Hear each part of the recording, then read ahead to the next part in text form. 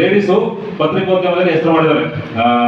ಗೌರಿ ಲಂಕೇಶ್ ಅವರು ಆಗಿರ್ಬೋದು, ಅಥವಾ ಇವರು ಇತ್ತೀಚೆಗೆ ವಿಜಯಲಕ್ಷ್ಮಿ ಅವರು ಮತ್ತೆ ಸುಧಾ ಮೇಡಮ್, ಹಿಂಗೆ ಕೆಲವರು ಅಷ್ಟೇ ಈಗ ಮೀಡಿಯಾದಲ್ಲಿ ಹೆಸರು ಮಾಡಿದ್ದಾರೆ.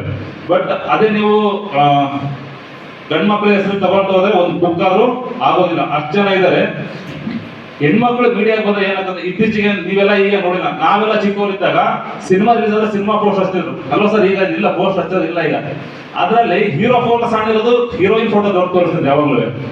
ಇದನ್ನ ಸೆನ್ಸಿಟೈಸ್ ವುಮೆನ್ಸ್, ಮೀಡಿಯಾದಲ್ಲಿರೋ ವುಮೆನ್ಸ್ ಸೆನ್ಸಿಟೈಸ್ ಆಗ್ತಾ ಆಗ್ತಾ ಇದನ್ನ ನ್ಯಾಷನಲ್ ವುಮೆನ್ ಕಮಿಷನ್ಗೆ, ಸ್ಟೇಟ್ ವುಮೆನ್ ಕಮಿಷನ್ಗೆ ಗಮನಕ್ಕೆ ತರೋಕೆ ಸ್ಟಾರ್ಟ್ ಮಾಡಿದ್ರು. ಕೋರ್ಟ್, ಹೈಕೋರ್ಟ್, ಸುಪ್ರೀಂ ಕೋರ್ಟ್ ಅಲ್ಲಿ ಸ್ವತಃ PI ಫೈಲ್ ಮಾಡಿದ್ರು. ಇದ್ರ ವಿಚಾರವಾಗಿ ಸಪರೇಟ್ ಗೈಡ್ಲೈನ್ಸ್ ಬಂತು.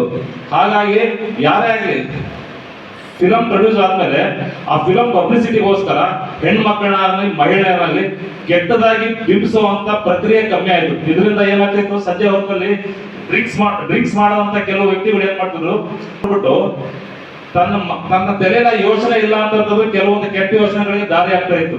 ಅಂತವೆಲ್ಲ ಗೌರ್ಮೆಂಟ್ ಗಮನಕ್ಕೆ ತಂದಂತವ್ರು, ಗೌರ್ಮೆಂಟ್ ಗಮನಕ್ಕೆ ತರುವಂತಲ್ಲಿ ವುಮೆನ್ಸ್, ಮೀಡಿಯಾದಲ್ಲಿ ಕೆಲಸ ಮಾಡ್ತಿದ್ದಂತ ವುಮೆನ್ಸ್ ಪ್ರಮುಖ ಪಾತ್ರ ವಹಿಸಿದ್ದಾರೆ. ನೆಕ್ಸ್ಟ್ ಸೋಷಿಯಲ್ ಮೀಡಿಯಾ ವಿಚಾರಕ್ಕೆ ಬಂದಾಗ, ಸೋಷಿಯಲ್ ಮೀಡಿಯಾ ಇತ್ತೀಚೆಗೆ ಅದನ್ನ ಆಕ್ಚುಲಿ